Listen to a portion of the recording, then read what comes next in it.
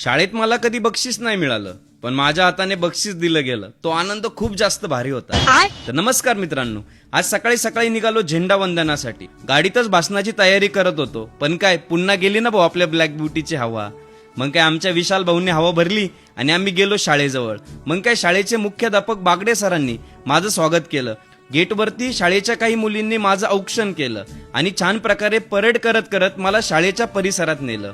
मग काय आपल्या भारत माताची पूजा केली, दीप प्रज्वलन करून झेंडा वंदनासाठी गेलो. तिथं एका झटक्यात नारळ फोडून आपल्या भारताची शान असलेला तिरंगा फडकावला. मग काय राष्ट्रगीत झालं. मग काय आम्ही सगळेजण स्टेजवर विराजमान झालो आणि अंबोरे मॅडम खूप छान प्रकारे सूत्रसंचालन करत होत्या.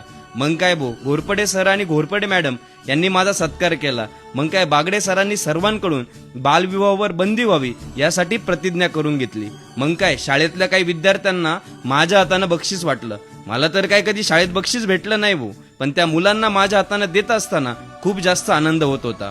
पाहुण्यांचं भाषण चालू असताना शाळेतले चिल्ले पाल्ले फार गोंधळ करत होते. मग काय आला ना आपल्या भाषणाचा नंबर. सगळे एकदम शांत चित्ताने भाषण ऐकत होते. जोरदार भाषण केलं.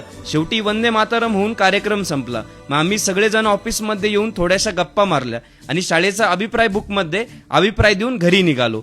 मित्रांनो, किती मोठे झालो ना तरी 15 ऑगस्ट हा दिवस आपल्यासाठी एकदम खास असतो, कारण तो आपल्या भारताचा स्वातंत्र्य दिवस आहे. भारत माता की जय.